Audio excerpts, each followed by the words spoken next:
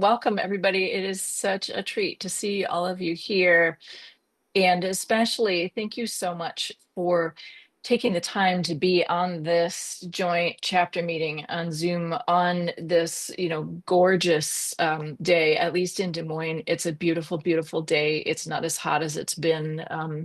And so we're going to have this wonderful time together, and then you can go out and enjoy the day. So thank you so much for being here and taking this time. Um, let us pray.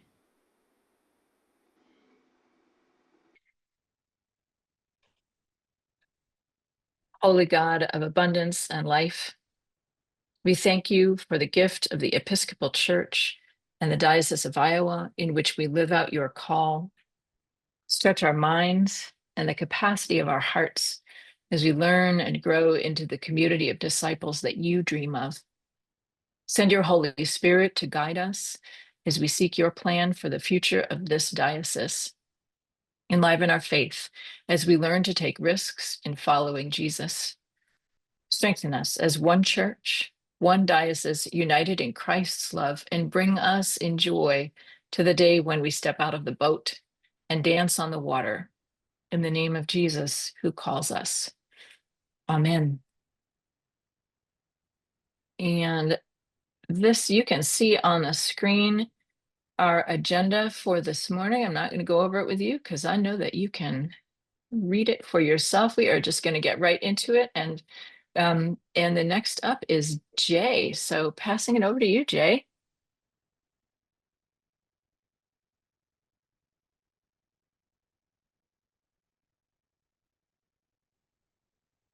Jay, you need to unmute.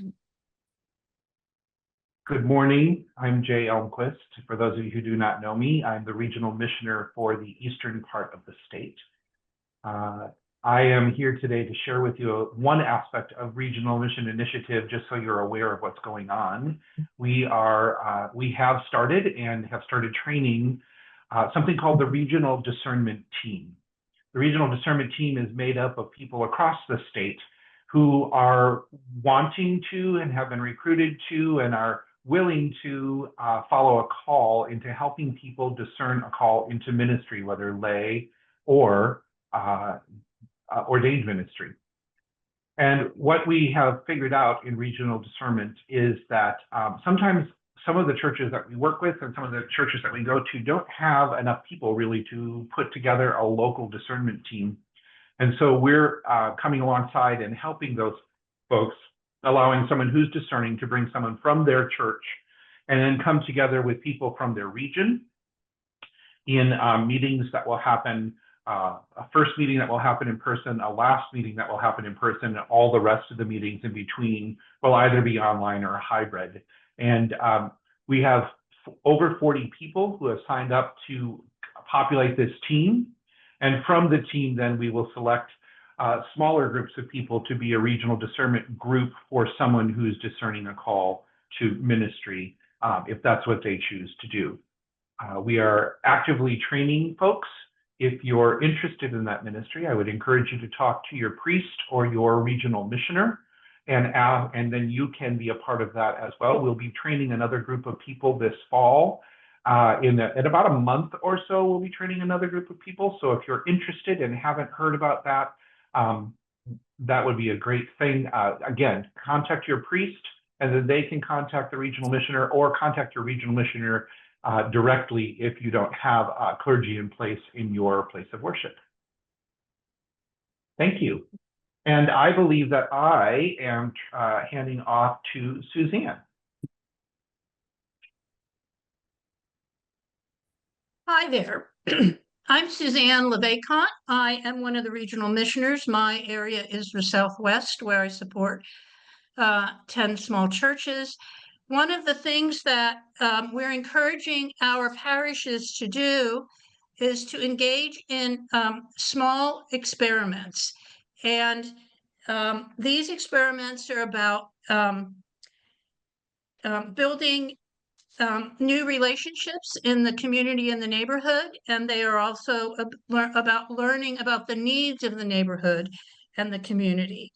So some of the examples of the small experiments from some of our parishes is many parishes are doing prayer flag or prayer table ministries where they go out to markets or community events and set up a prayer table and have people write their prayers on small pieces of paper or on pieces of fabric, and then take those prayers back and pray over them at church on Sundays.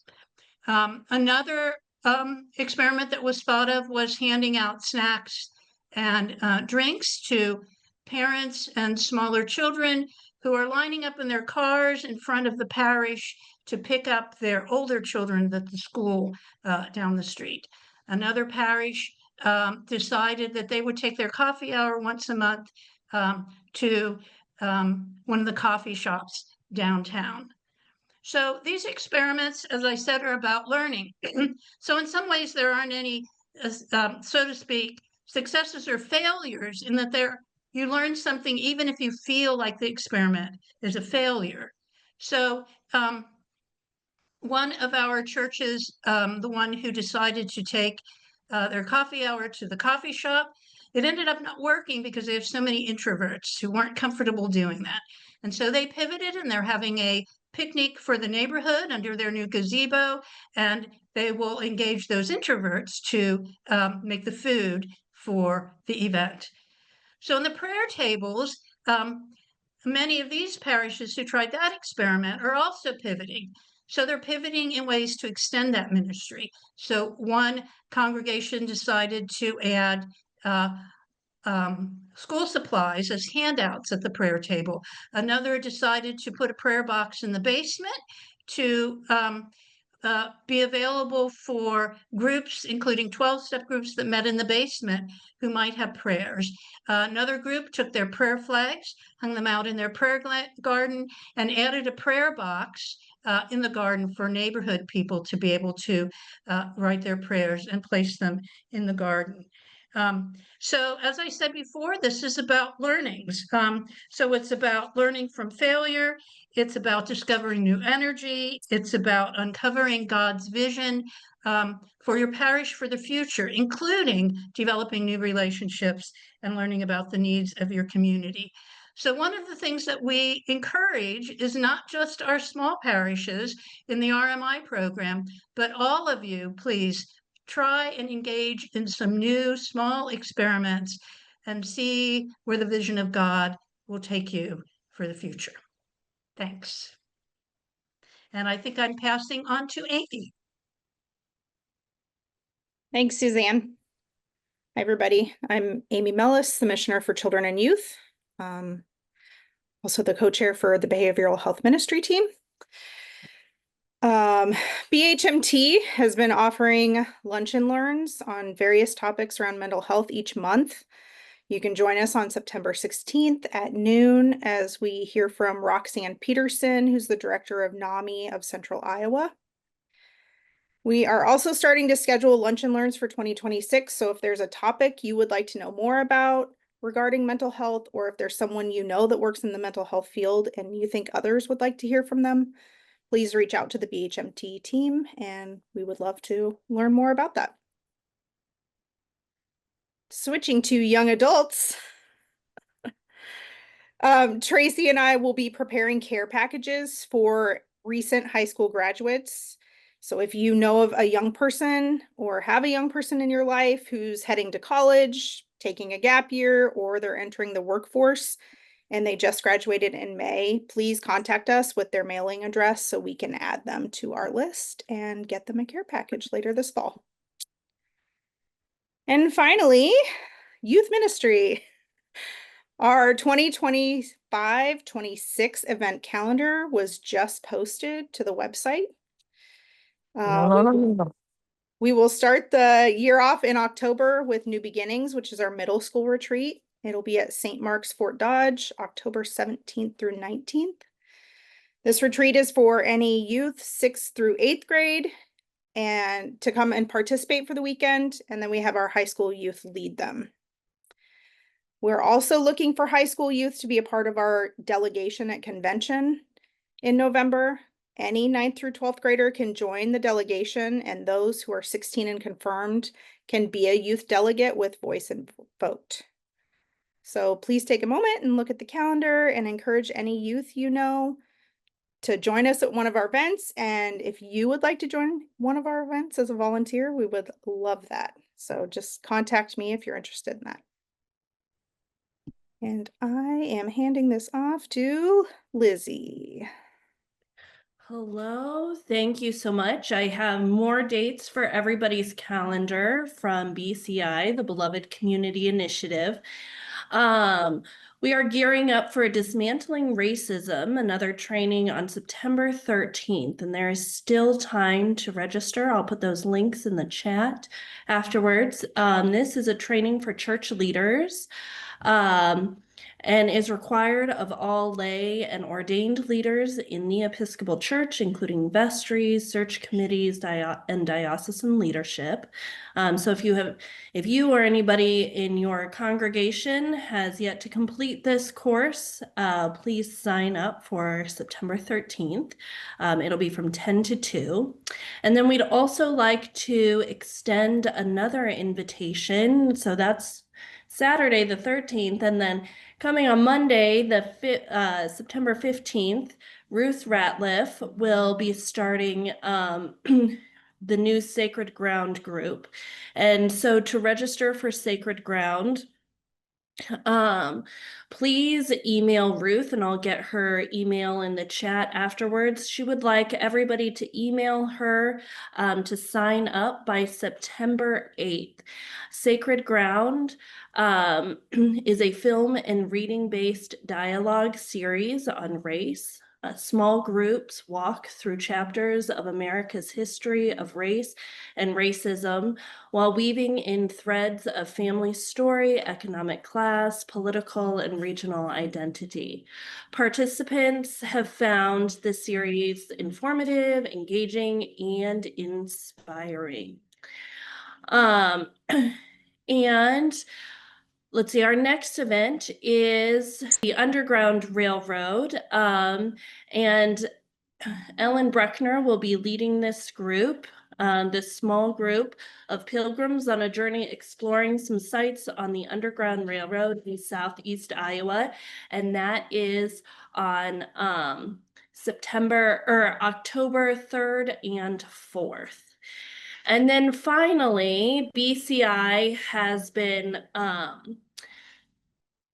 very busy assessing all of the different leadership groups of our diocese in the Intercultural Development Inventory, which assesses intercultural competence, which is the capability to shift from cultural perspective and appropriately adapt behavior to cultural differences and commonalities.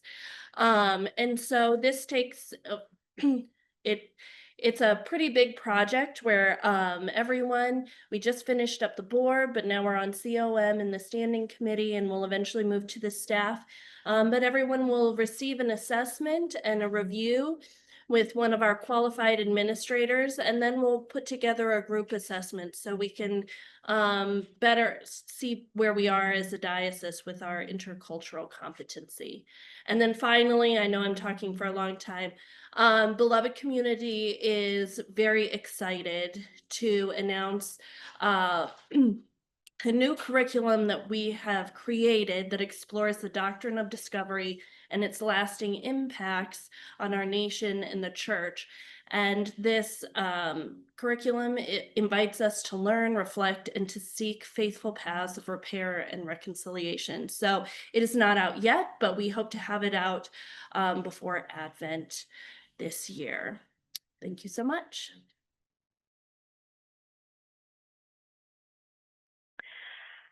All right, and next up, just a little bit about convention this year.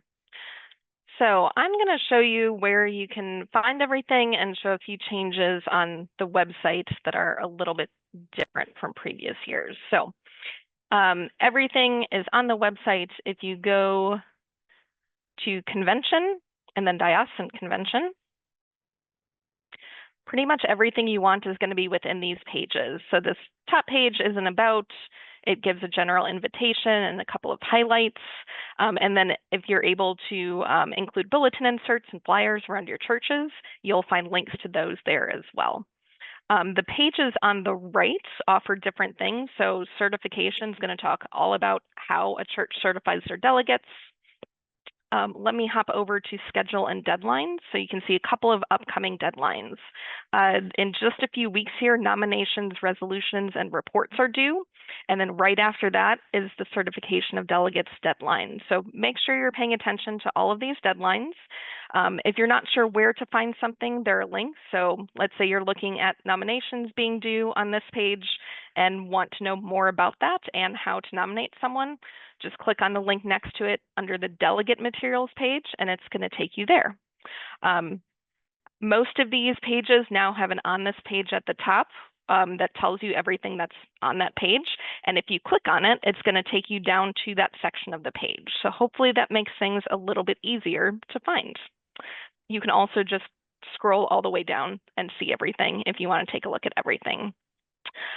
So a couple of highlights. Registration is now up and available. There's a whole page about that. All individuals attending convention do need to register yourself.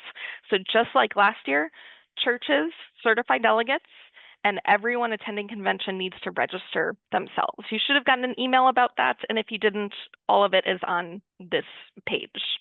And then don't forget there's stuff for hotel and travel. There are also some things like a what to bring section where you can find parking, restaurants nearby for Saturday morning breakfast like last year is not included, but there is a list of some restaurants nearby you can try, or DoorDash if you're looking for something ahead of time. So take a look through those pages, make sure you're keeping an eye on all of the deadlines that are coming up.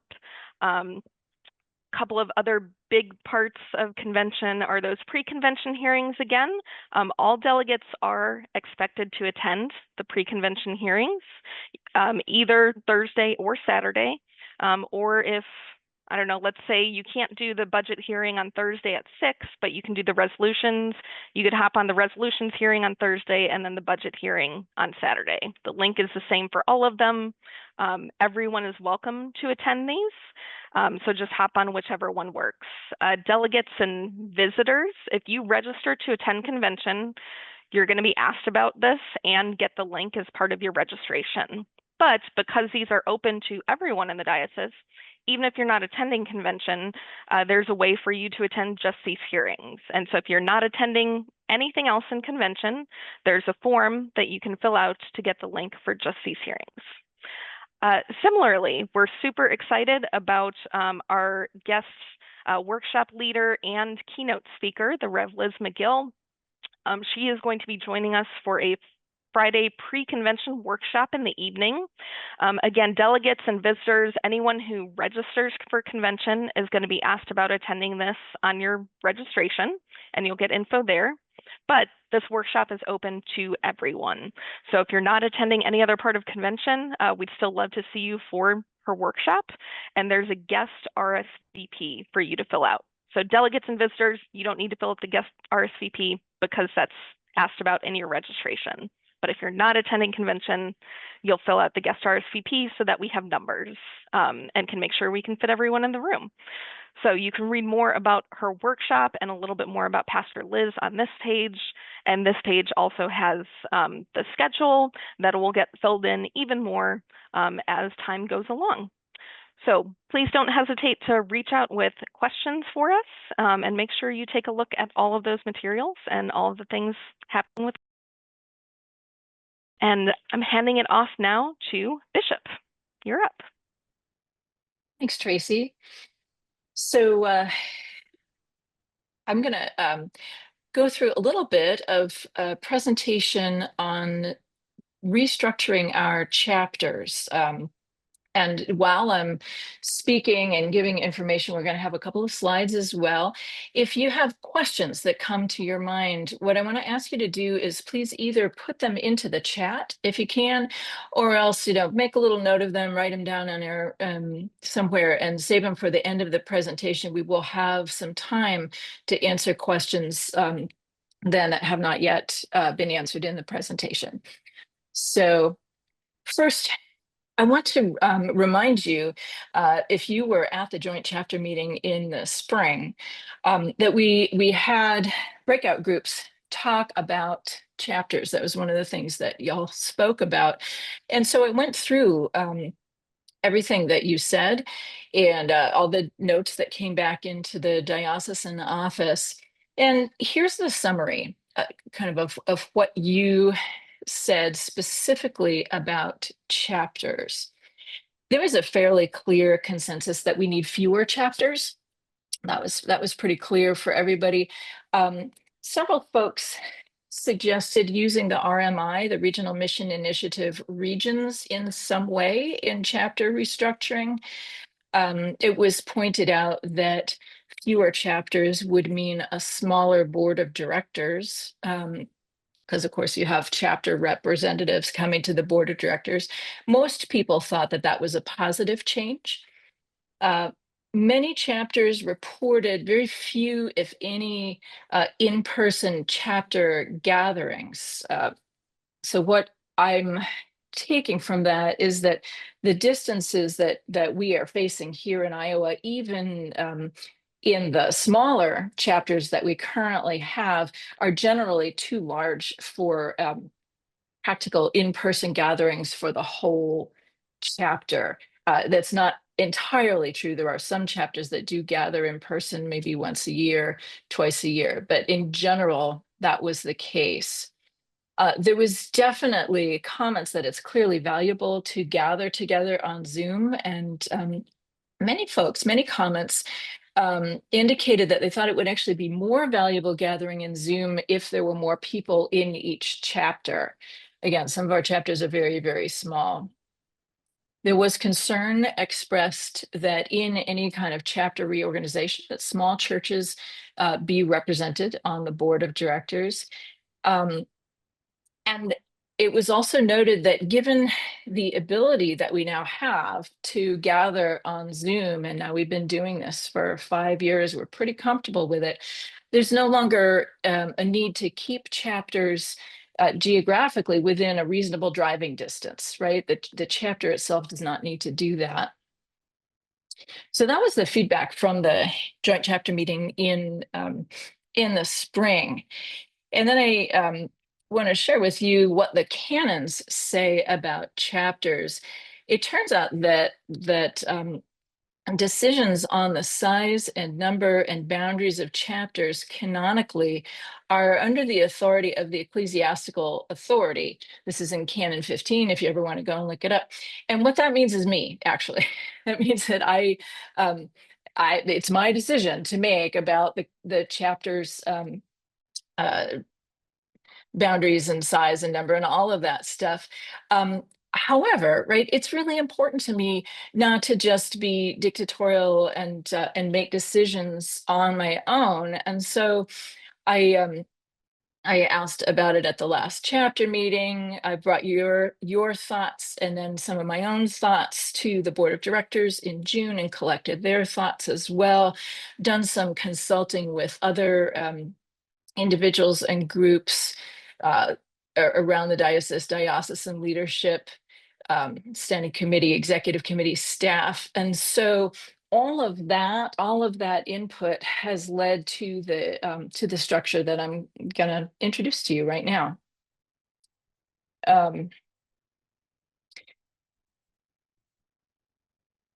First, we're going to have a name change.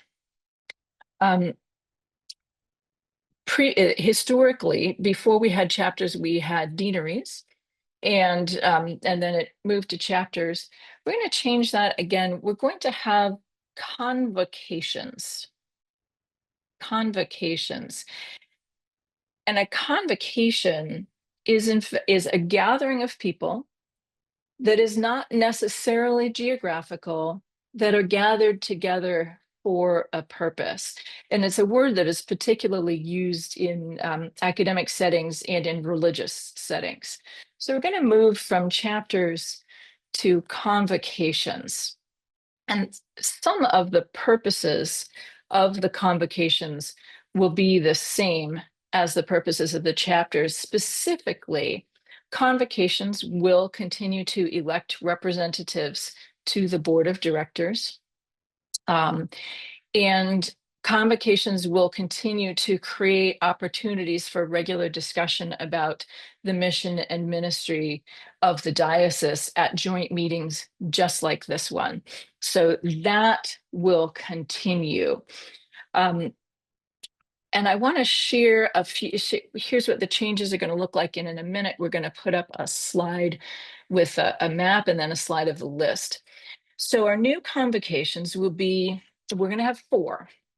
And 3 of them are roughly the same as the regional mission initiative regions. So we'll have a Northwest, Southwest, and East convocation. We're also going to have a statewide convocation.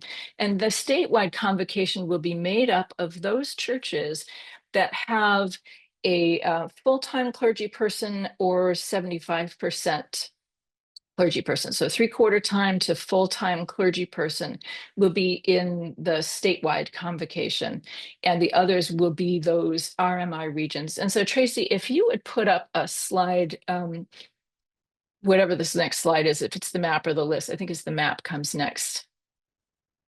So you can see on this slide, the different colors representing the different convocations. The statewide one you can see kind of scattered throughout the other 3 regions, and the other 3 convocations are each of their own colors and listed geographically. You can see as you look at it that there's some bits of border crossing, and you know that's just kind of the way it turned out in trying to make them even. And so we're going to show you a list. Tracy, if you wouldn't mind showing the list. This is a list of the convocations, and you can find your church alphabetically on this list. And so I'm just going to give you a minute to look at this and figure out where you are and who your friends are in your new convocation.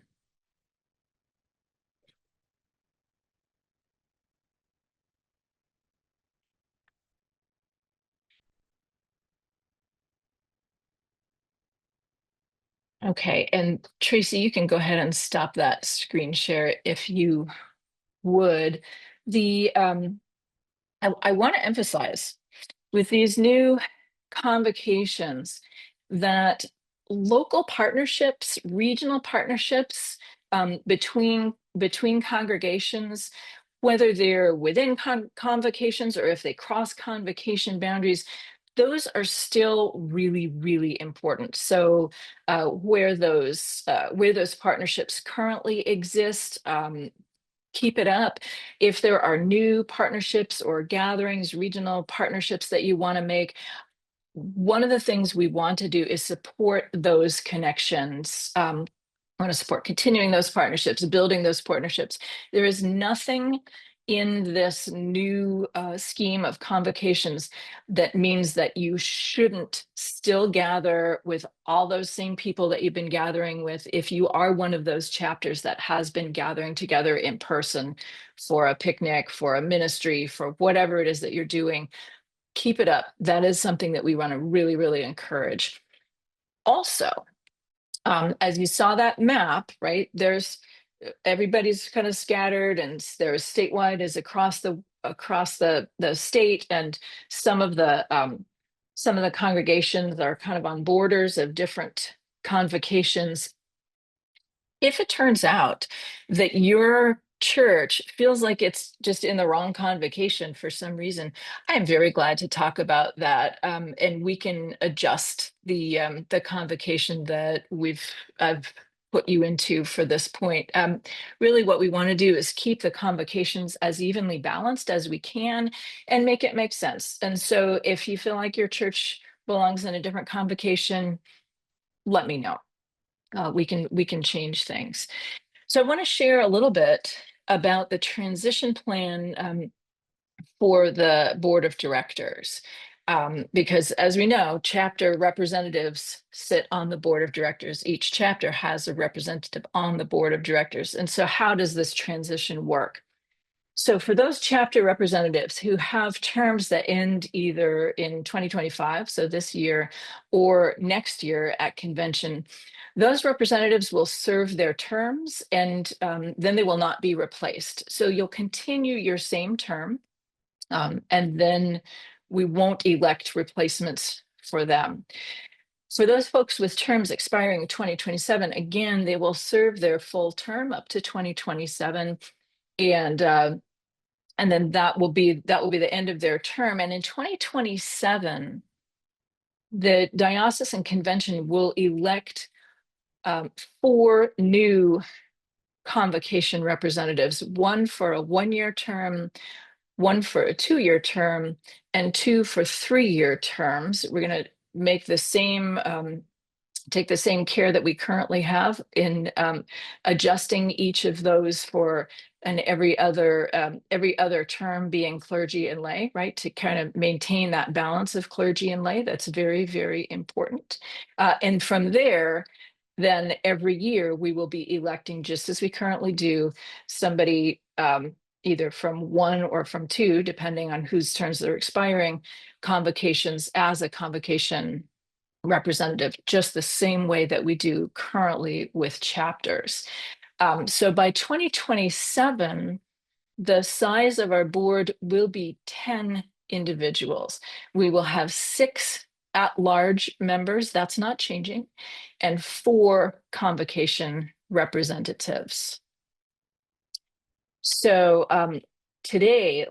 later today, when we move into our breakout groups, we're actually going to go into our new convocation breakout groups. So you'll be in a larger group than you have been in when you're discussing the discussion questions, and that comes later in this meeting. I also want you to know that convention is going to have the opportunity to vote on resolutions that formally change the some of the canons that pertain to chapters and the board of directors, basically to clarify what it is that we're doing and how we're making these changes. So more on that later. You'll learn all about that in the convention pre-convention meetings when you go to those. And I also want to remind you that, like everything, these convocations are not written in stone for all eternity, right? We have the opportunity to reevaluate. We'll need to give it some time, probably about 5 years, to allow time for that full board of directors transition to take effect, and then kind of learn more about its influence on our governance and how that's going.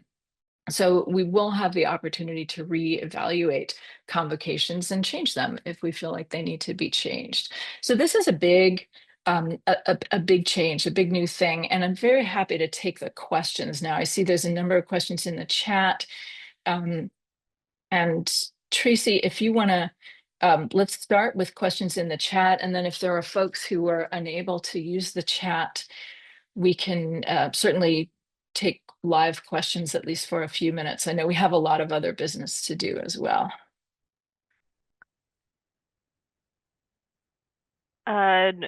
Some of the stuff in the chat is other things.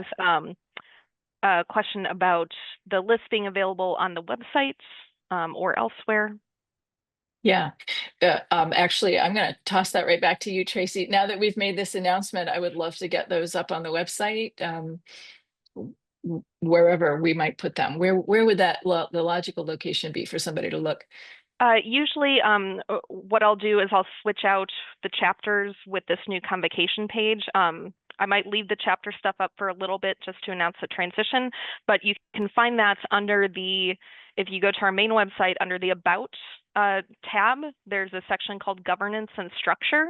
And then one of the things on that page is mission chapters, and I'll switch that over to say Convocations. So that's where it'll be on the website. And also, if you haven't noticed, we are recording this meeting today. And so everyone's going to get a recording of this along with the kind of image and list in a follow-up email that's going to go out to everyone, since we had some folks with funerals and stuff today and some who just couldn't join. So you'll get it in a couple of different ways. Great. Thank you, Tracy. Yeah.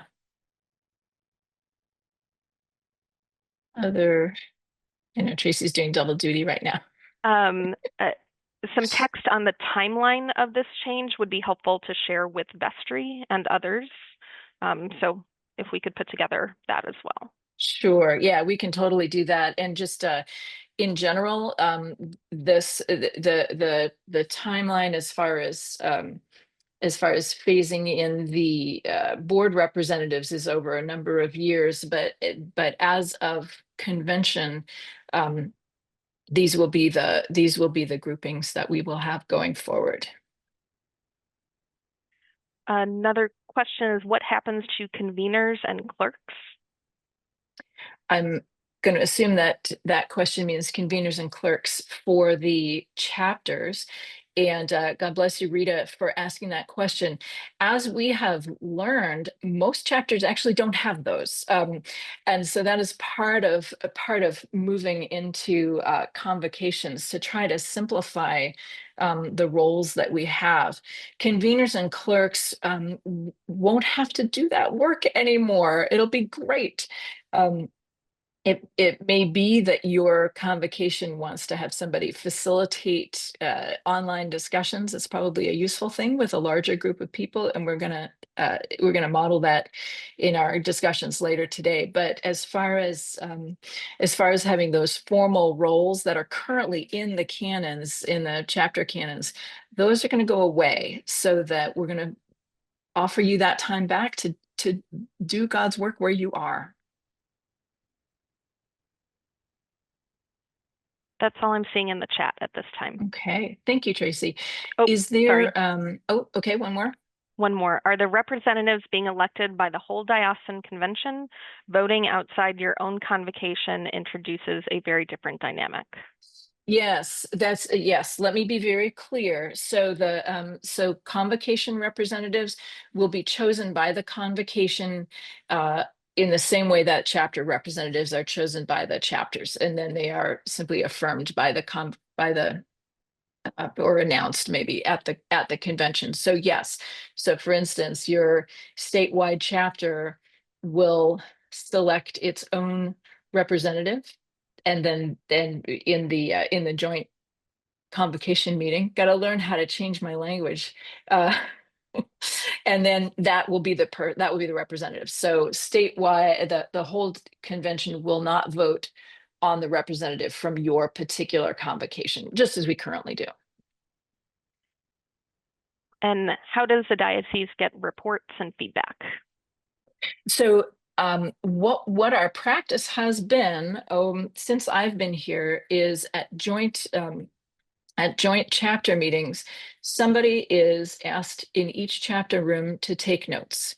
And those notes are then sent to, I believe, diocese at iowaepiscopal.org.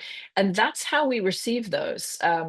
So for some chapters, I think it's the person who is identified in that chapter as the convener or the clerk. And in other chapters, it's just whoever it is who volunteers that day. In fact, most of the chapters, I think that's how they do it. So we'll still get to receive that feedback. We'll still get to receive those reports. And if you're talking about a different kind of reporting, then that probably is something that we should talk about offline, because I know that we don't get a whole lot of chapter reports aside from the joint chapter meetings. So if that's the chat questions, are there other questions from folks who were not able to use the chat? If so, you can either use the raise hand function or raise your hand, or you might have to wave your arms or something, because there are 95 people on this call, and that's a lot of people. And I'm riffing to see if anybody is jumping up and down, or anybody wants to tell me about somebody they see jumping up and down, and not seeing anybody. And we have a lot more to talk about at this You have meeting, so we're one, gonna, you have oh. one question, Bishop, from Oh, Don, good. from Perry and St. Martin. Don, unmute please and speak. I I don't am see you, but unmuted. okay, go ahead. Oh, there you are. Briefly, the criteria that you use, was that based upon geographic location? I see we don't have a central anymore. What was your criteria? For the convocations, yes. So we used the regional mission areas for geography. And then for the statewide convocation, that is churches that have a either 75% to a full-time clergy person. So it's two different criteria, if that makes sense. But you're right, there is no central convocation anymore. Okay. Thank you. All right, we're going to go right ahead and move to Anne and Tina for all things financial. And as more questions come up about chapter restructuring and convocations, you know, we can continue this conversation maybe via email would be a great way. Thank you, Bishop. Ann Wagner here. I am your Diocesan Comptroller. I have a quick announcement or reminder around the church pension group. Almost every church in the diocese has dealings with the church pension group, either through health benefits, through your pension, through your clergy pension or lay pension, or through property and liability insurance. And what is happening is this year, Church Pension Group is moving all their billing online and payments online. Tina has been working really hard to contact every congregation to find out 2 people that will serve as your managers for your pension group account. You will have to go online to retrieve your bill. You will have to go online to pay your bill. Paper checks will no longer be accepted as of later this year. So the dates for this has been a little bit of a moving, but I believe we're looking at October, but definitely by the end of the year. You will get emails reminding you to go look at the website to be able to access these. But I just wanted a quick reminder that if you don't know anything about this, please reach out to our financial assistant, Tina Austin, at the diocesan office. Okay, any quick questions about that? And Yes. I would like to also remind everyone, it is required 2 emails. One business, one personal. I can use the business several times, but only a personal one time. That's another thing to consider with this. Thank you. And Tina will walk through this. Don, you have a question? So in the future, if I'm going to a meeting or a convention and I choose not to use a credit card, I will no longer have that option of writing a check. Is that correct? No, we're talking about our work with the church pension group only here. Okay. So this is your insurance products, your health insurance, your pension products, and your insurance for property and liability. All right. Moving on, because we have a lot to cover yet in this meeting, and probably the moment you've all been waiting for is the budget. We're going to be talking about the 2026 budget that has been quite a challenge. I'm going to introduce Bill here to help with this process. Hopefully you are seeing now the word budget on your screen. Is it still there? Yeah. Not yet. I thought, all right. You've Stop. shared, it's just not there yet. Okay, let me share again this way.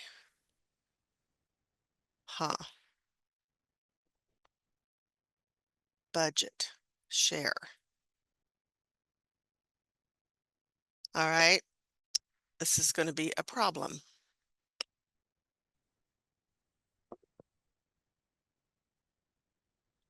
Why is it not sharing my screen? My whole computer's frozen up.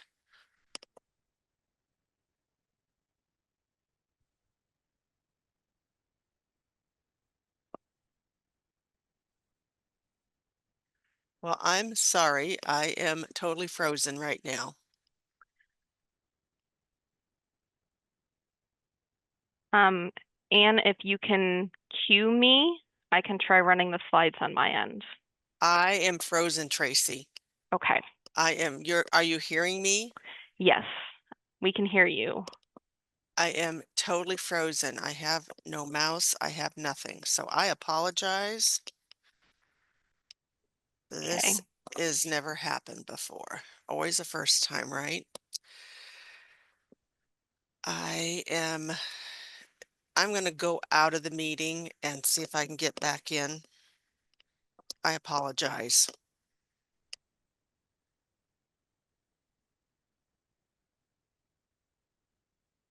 Well, can't even do that. Well, while she's doing that, And- can I ask a question? Sure. With the CPG change, is there any possibility for diocesan assistance for little churches who do not have the capacity currently to pay bills online, who are old school check centric? Or what suggestions do you have? Tina, correct me if I'm wrong, but there will be a capability of adding your bank account number and paying directly from your bank. Am I wrong there, Tina? No, where you will go into to set up your payment, all your payment information, you will have an area where it can be directly drafted from the checking account. You don't even have to mess with anything, and you can say when the due date is. You will be able to do any of that through their website once I get you set up as the administrators. And if Okay. you have any questions about that, I'm going to learn how. I've got to go on and set up the diocese as it is. So once I learn how to do that, I'm more than happy to help anybody that needs that going forward. Thank you. Okay, you're welcome.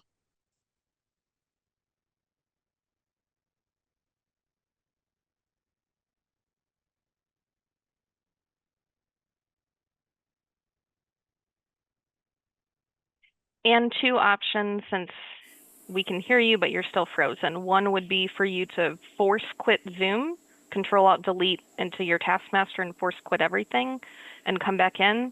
Or, Meanwhile, I think that just happened. All right, let's keep an eye out for Anne here. Technology is always super fun, folks. There was one more question regarding the online payment piece in the chat. Someone's wondering how it would be notified when an invoice is due. I don't know if Tina can answer that question or not. I got it. The email will go to the business account. That is the reason why you need to have a business account email for each of the congregations so that you will be able to receive that email. And one thing I wanted to add, property will be handled just a little bit differently than what will be handled with the benefits part. And I'm answering that question as well. Can you repeat that one more time, Tina, please? There was a little garble in the middle of what you It said. got garbled. Okay.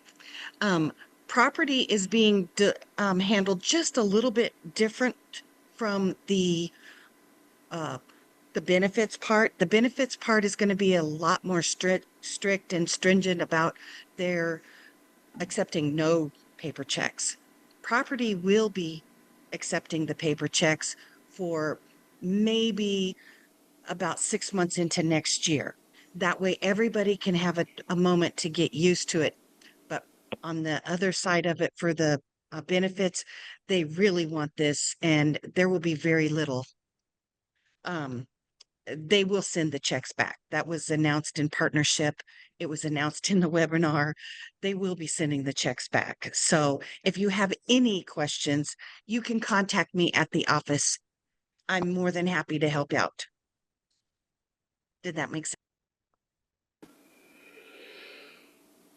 Tina, this is Lori Finn in Trinity Parish in Eastern Iowa. Can you put your email address in the chat? I think I need to correspond with you individually to make sure I know what's happening.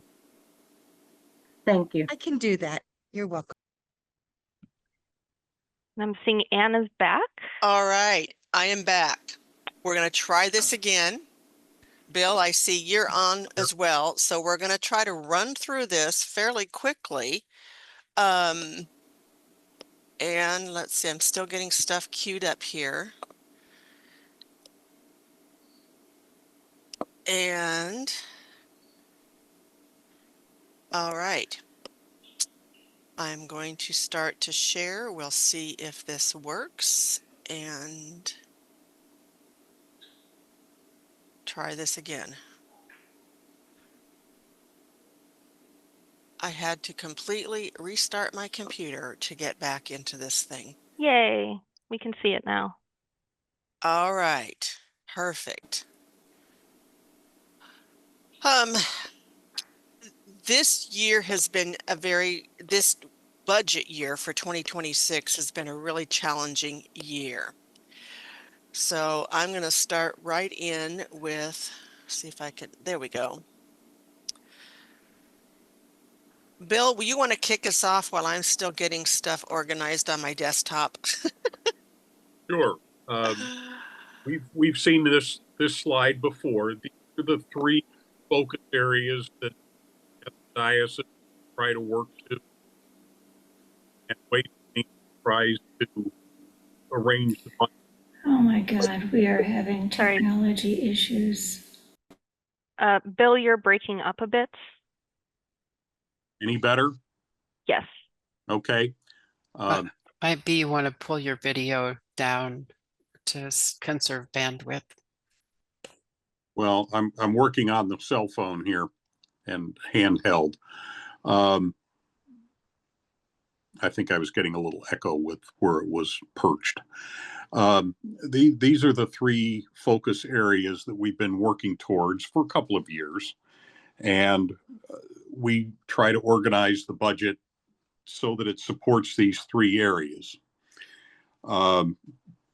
We know that the world is not standing still. Our diocese is not standing still. Our congregations are not standing still. So when we plan a budget going into the future, we need to plan for change. And next slide, please. This is the key to it. So as we do that, next slide, there are a lot of pieces that move and a couple of big ones. Again,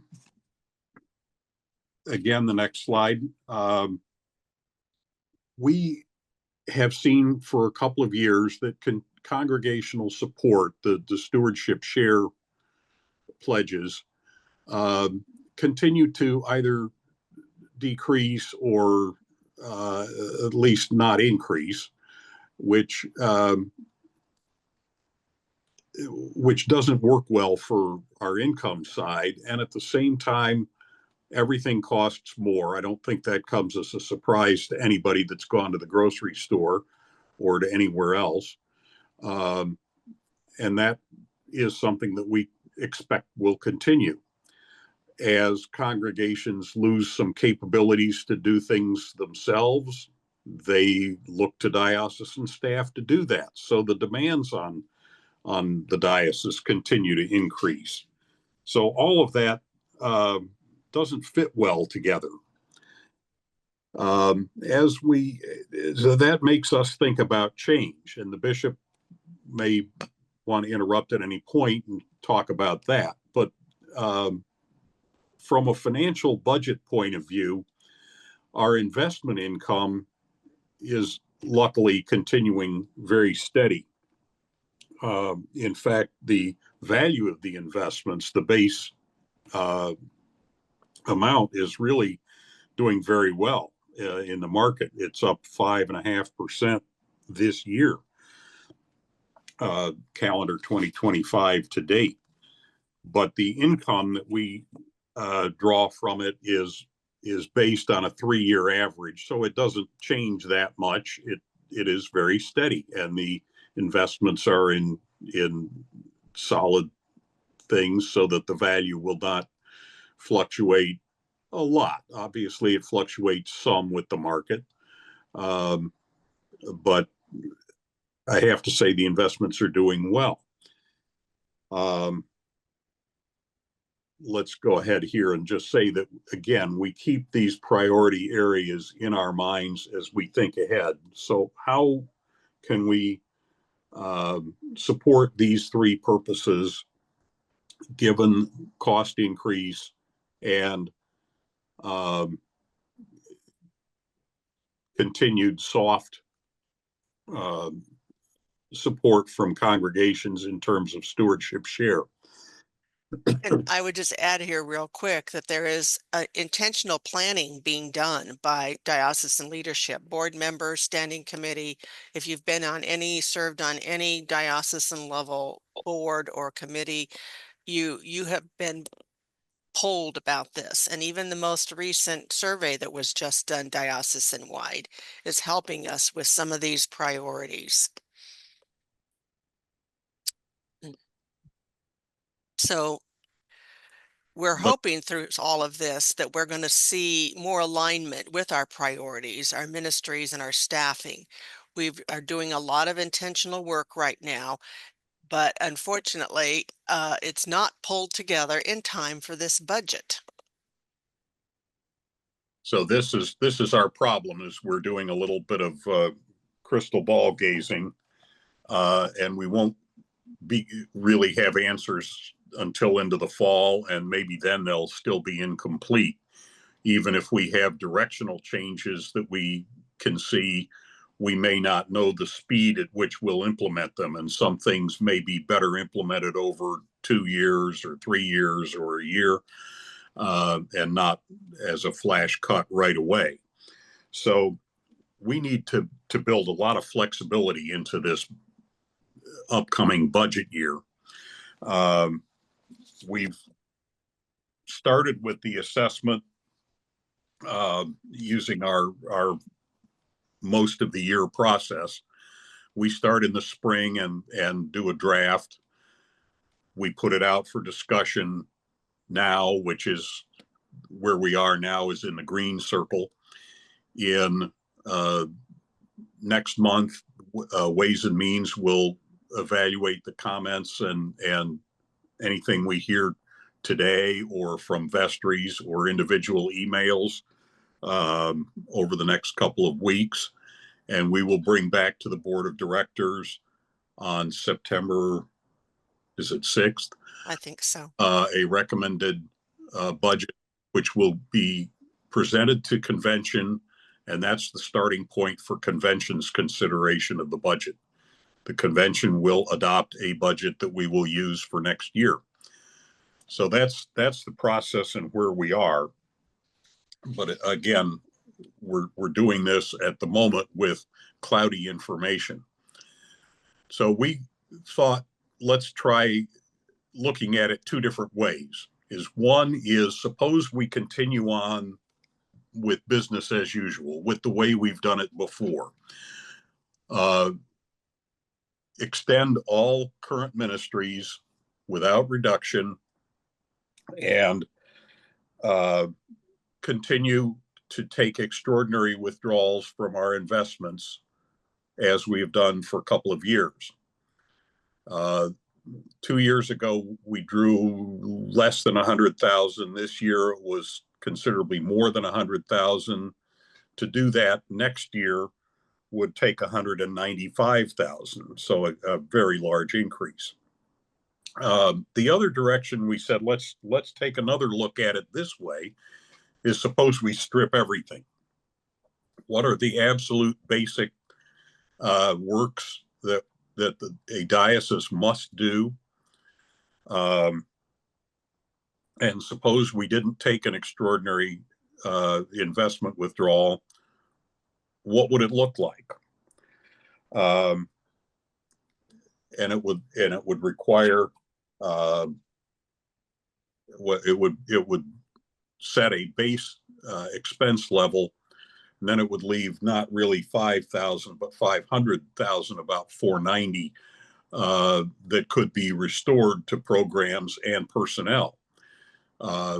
Going to the basic work, we've got a bishop. The bishop has no staff. There's very minimum programming, and we'll go through the details of that. So let's start with the income here, Bill. Yeah. In the business as usual, we would anticipate congregational shares of $770,000. That's based on history and what we think we know about you all. Our investment income, we've estimated when we do the average at the end of September, it'll be a little different, but it'll be in that ballpark. We're continuing to assume the Blessings Fund will be able to produce $80,000. We're counting on that for this year as well, and we're part of the way there, but we're part of the way through the year. Other gifts, and then if we take a very large extraordinary withdrawal, we'd have an income of $1.3 million, as you see it. If we go totally to the low program end of the spectrum, we did have a zero additional draw and $1.1 million of income. So this is another way of looking at the same information, only it compares. So you can see the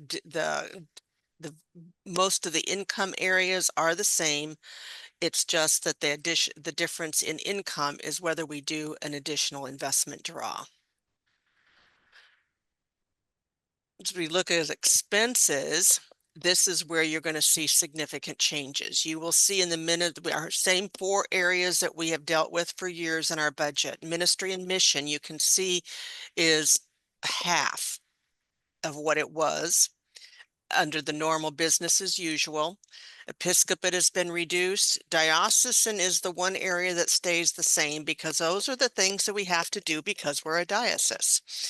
And then also administrative and operating, you can see is also greatly reduced.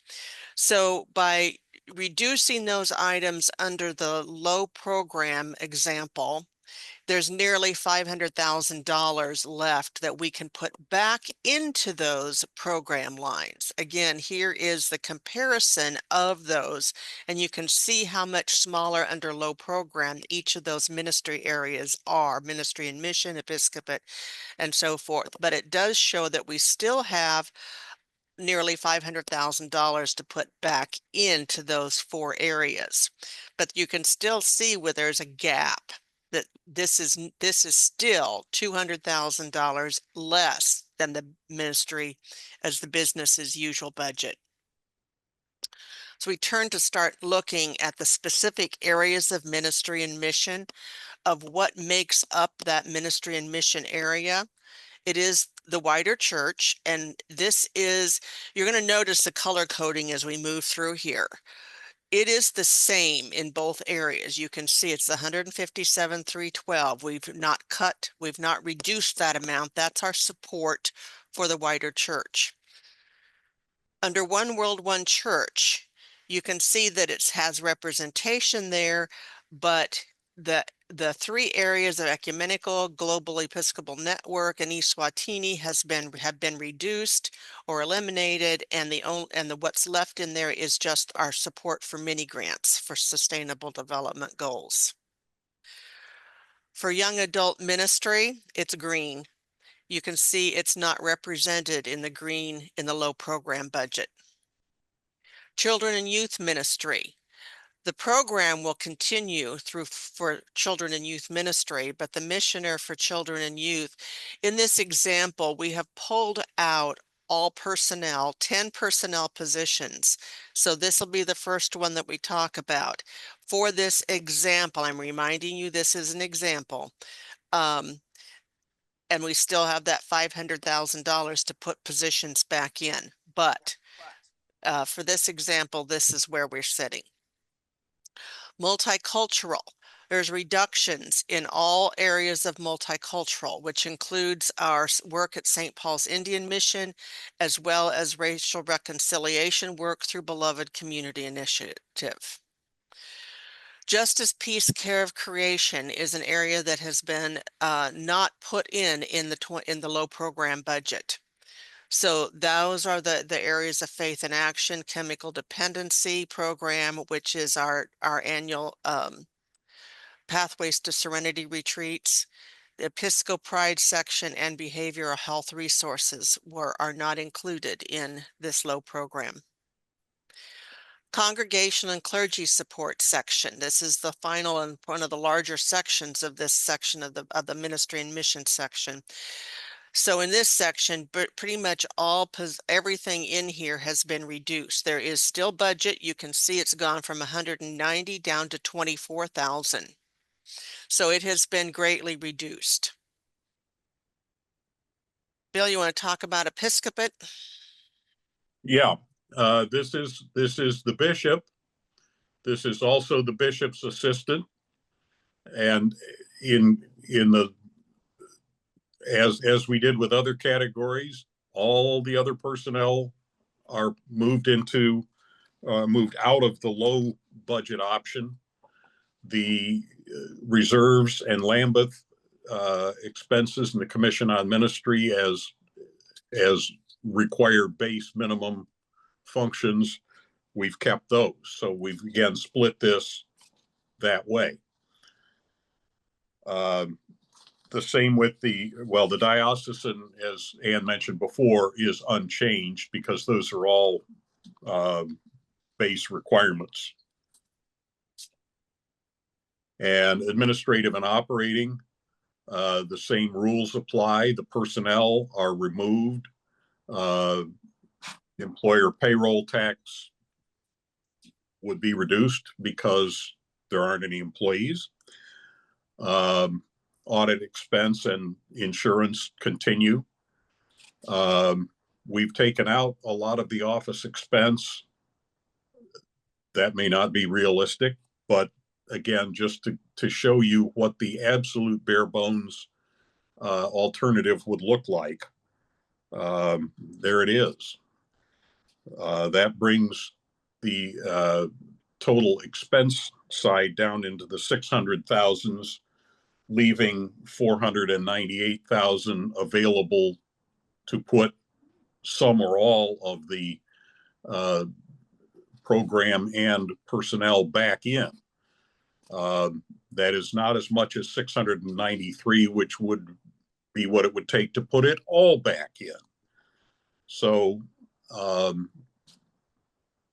basically your choice, our choice with your advice will be to put a lot of it back, maybe all of it, maybe not quite all of it. And that's what we want to hear from you about. So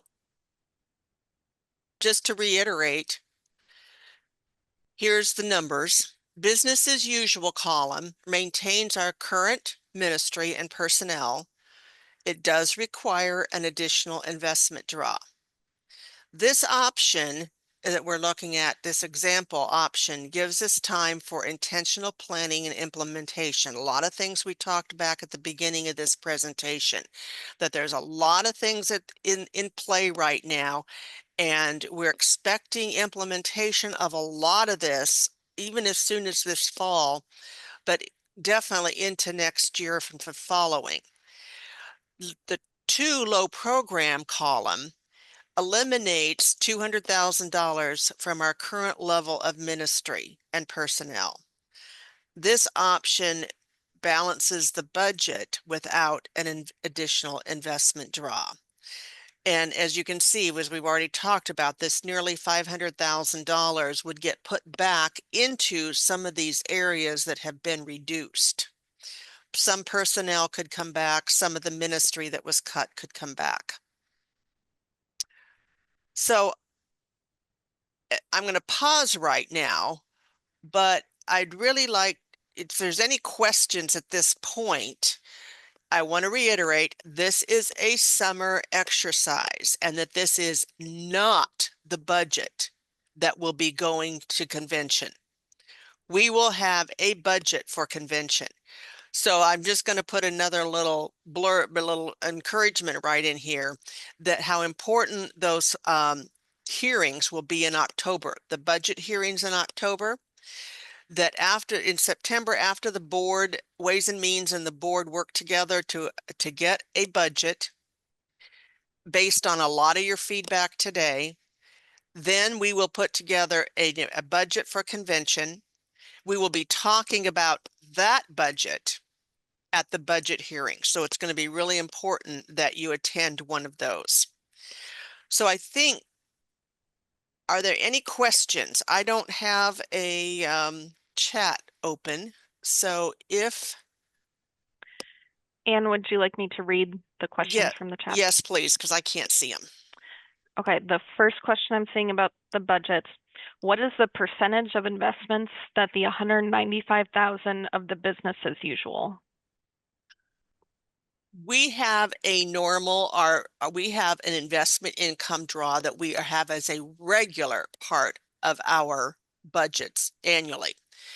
And the 276, 195 is an estimate of about 4.75% draw, 4.75% draw of not all of our investments, but specific undesignated investments that we have. We have designated ones as well that are not part of this. This additional one would be an additional draw of about another 4.75% draw. So it's not quite doubling what we're doing up. Well, I'm sorry, that's not quite true. It's a excuse me, I'm stumbling over my words. Here's a way to look at it, I believe. 276,000 represents 4.6% of all of the diocesan investments. The 195,000 additional would represent 4-point-something% of the unrestricted portion of that investment base. It might be 3% of the total investment, but we can't draw on all of that investment, so we have to focus it on the portion that's unrestricted.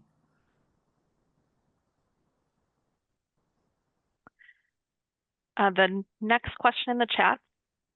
The low budget option allocates funds for programs that will have no administrator.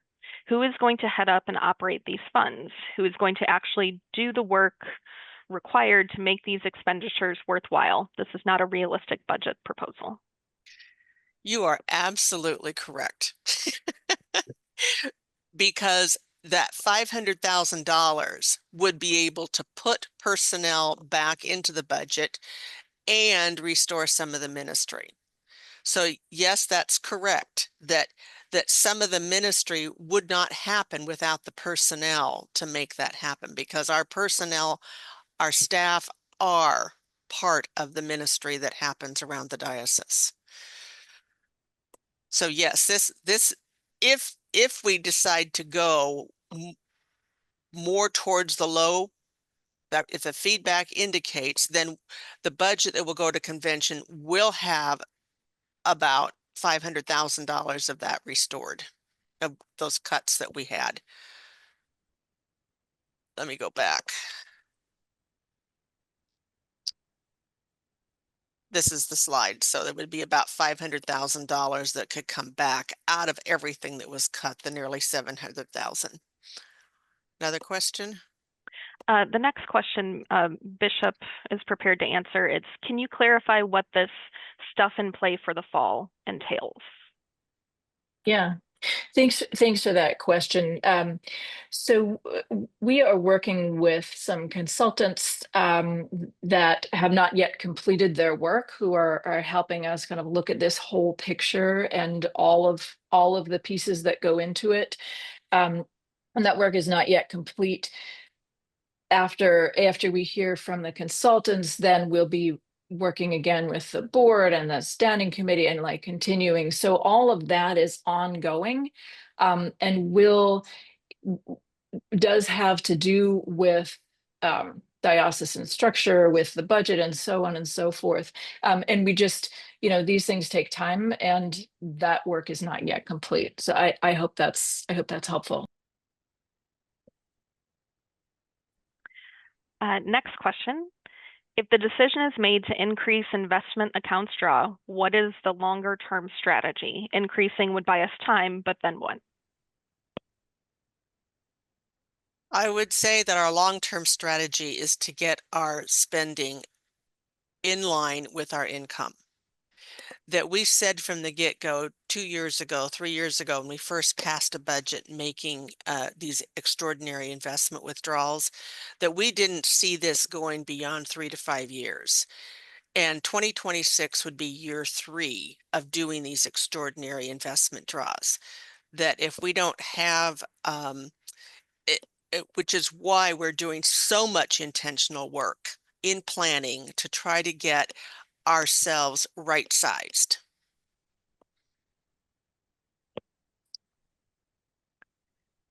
Next question. What has been the current rate of return on the investments?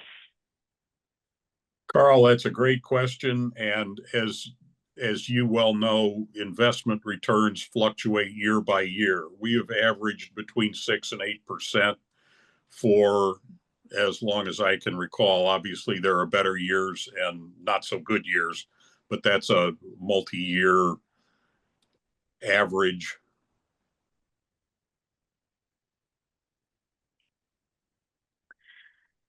Next up, is it possible to consider a middle way, low budget approach with a reasonable withdrawal from the investment account? Absolutely. That's absolutely a thing I hope we will hear. How do we expect to hear it? In your breakout groups, if you have suggestions and prioritizations of program and personnel that you'd like to see continued, absolutely put that in your report. If your vestry has statements to make, if any individuals of you have opinions or suggestions, put them in an email, send them to financial at iowaepiscopal.org. And I'll add real quick that we have coming up next 6 questions that we're having a survey, and we'll be doing those one at a time with showing the results after each. So but we would need to have those comments by the Ways and Means Committee. Will meet on September 4th and the board will meet on September 6th. So that's when the board will react to what it has heard and make the suggested proposed budget that will be presented to convention. yeah, we're going to actually ask for the results from your convocation discussions by Tuesday of next week. So we have time to consider these. I'm seeing 3 more questions in the chat. And I wonder if we want to cap the questions at that for the time being to then go into the polls next. I think so. Okay, so those last 3 questions, I'm assuming we have most always gone with the bare bones budget. So what can we realistically cut and not hurt our mission? That's a good question, because the answer is we will start seeing things affected as we make further cuts. And if we, without the proper planning in place, we could see some unintentional consequences from those cuts. We're hoping with the planning that is taking place, and that we are able to intentionally implement those changes with minimizing some of the harms that might happen from just slashing things and removing things out of the budget. Second to last question, what will happen to the reserves? The reserves stay in place to meet the expenses that they're being held in reserve for. For instance, General Convention expenses in 2027, Lambeth, whenever that comes up in 8 or 10 years or 6 years or whenever. Election of the next bishop. Again, we hope that's a long time away, and that money will sit there and be added to until we can pay for a search next time. We don't intend to shut down the diocese. So those reserves are important to keep going. Reason for Nora's last question. Investment advisors say up to 5% if it's on a multi-year average is sustainable and therefore reasonable. Anything above that is not sustainable. So that's why we said this could be done for a few years, but not on a continuing basis. Our draw is set at 4.6.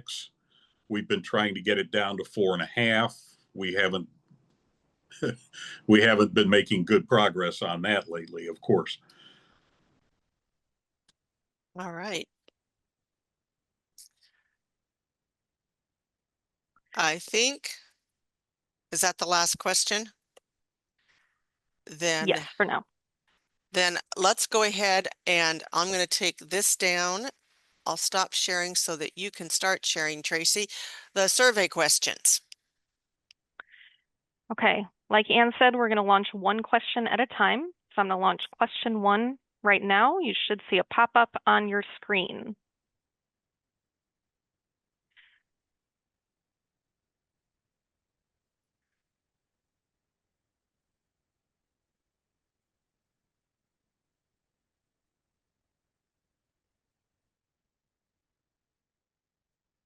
Is this how we presently see? Yes. Okay. This is sort of a, well, I'm not going to comment. The question stands the way it is. We connect with other congregations through our diocesan life and how much you agree to disagree. This is connections with others around the diocese.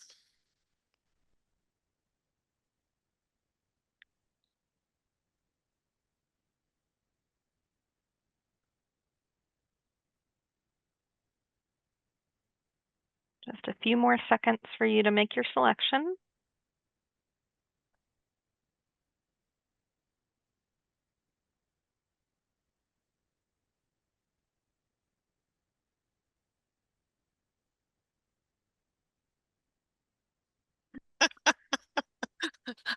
Yeah, Chris, yes, we're making you choose.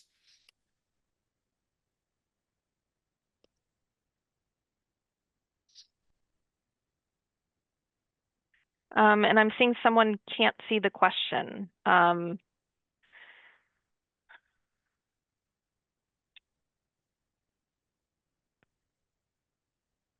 Amanda, did it not pop up on your screen?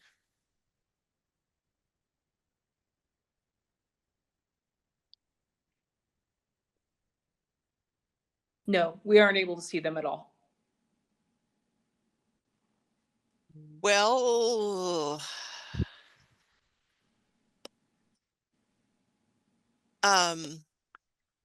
yeah. Are you using a TV instead of a computer? Yes, we're using a TV. Oh, that's why. Repeat the question? We'll repeat the question, and can you put your answers into an email that you can send to us after the meeting? Send it to financial@iowaepiscopal.org. Financial@iowaepiscopal.org. Yes, please. And the question Absolutely. and it's from strongly agree, leaning towards agreeing but have questions, then leaning towards disagreeing but have questions, disagree, or strongly disagree. Those are your options. And the question is, we connect with other congregations through our diocesan life. Thanks, Thank you Tracy. so It's in the much. chat. Yep, All I'll right. put the options are the same for all questions, Amanda, and I'll put the questions as we go in the chat. So you've got that. All right. So I'm going to end this poll so that you can see results. Thank you.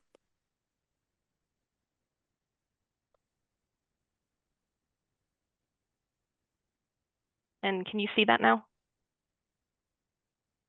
Okay.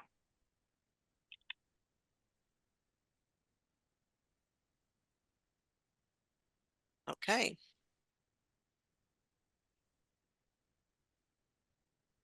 Thank you.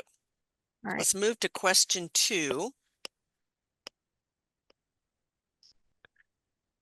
All right. Question 2 is launched. My congregation is doing its best to meet the diocesan stewardship share ask. That we have a formula and you get an ask, your congregation gets an ask every year. And we're talking about the amount that's being asked that we call our fair share based on the formula. Is your congregation, even if they are or not actually meeting it, you believe that your congregation is doing its best to meet that stewardship share ask?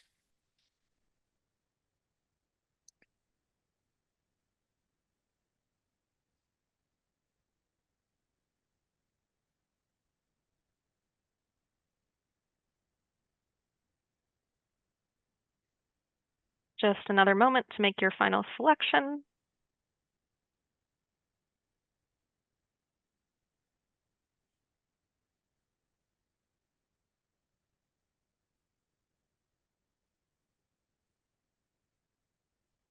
Okay, thank you, everyone. And here are the results for question 2. Okay. Thank you. All right. Moving to question 3.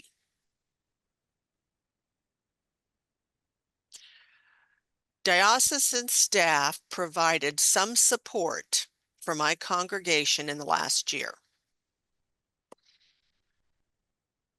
This is your interaction with diocesan staff. Did diocesan staff support your congregation in the last year?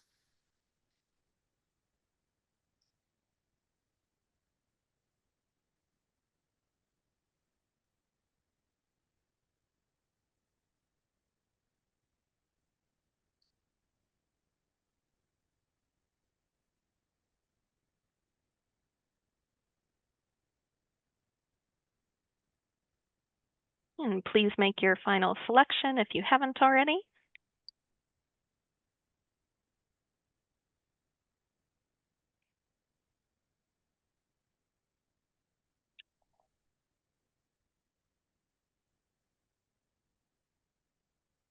Thank you. Here are the results for question 3. Okay. Moving to question 4.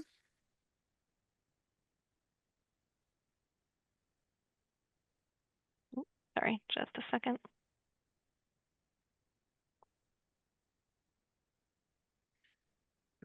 The statement is, the diocese has been making a regular sustainable draw of 4.75% from our investments for budget income on an annual basis. This has been going on for years. I would support drawing an additional 4.5% from the diocesan investments in order to maintain diocesan ministry in 2026. So the statement is, I would support drawing an additional 4.5% from diocesan investments in order to maintain diocesan ministry in 2026.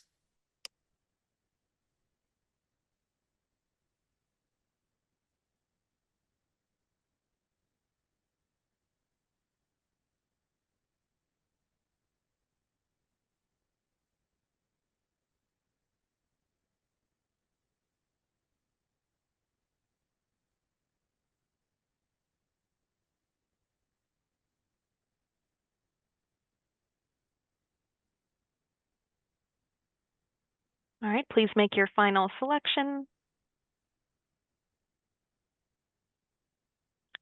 Does that mean 4.5% on top of 4.75%? Yes. No, yes. 4.5% on top of the 4.75. And again, remember that the 4.5 is only from unrestricted investments, not from our total.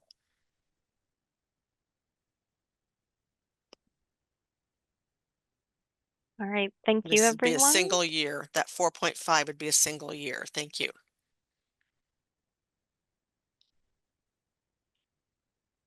And here are the results for question 4.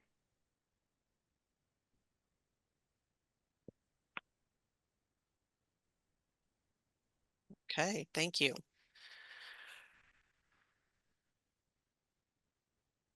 All right, question 5. It's important to maintain the diocesan endowment for future viability.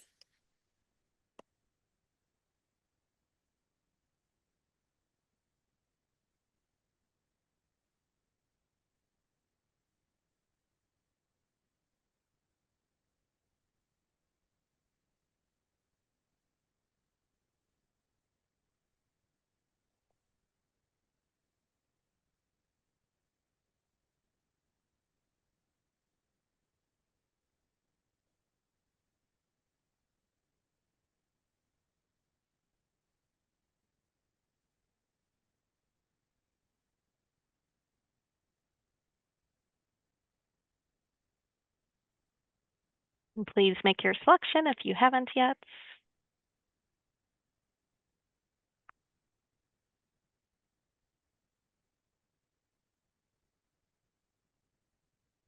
All right, here's number 5.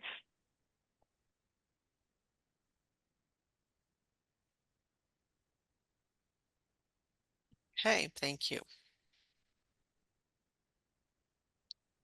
And we have one final question for this survey.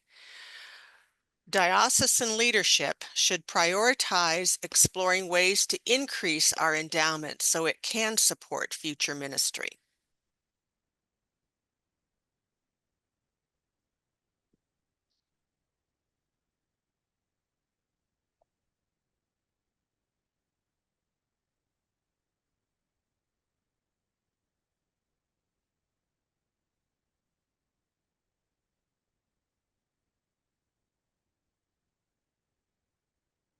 Well, Carl, I don't want, your question is with examples question mark, and I don't want to influence the answers here.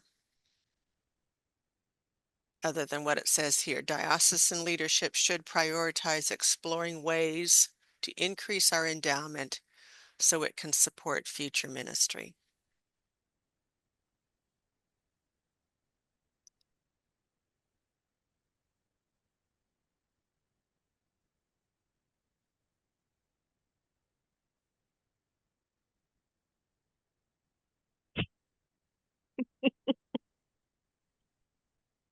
Saying in the chat, so robbing a bank is out of the question.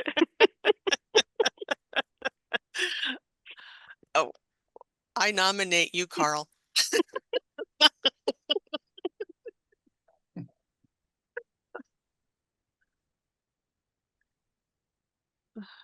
All right.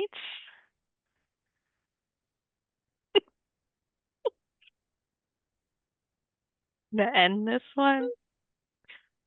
And here are the results for question 6.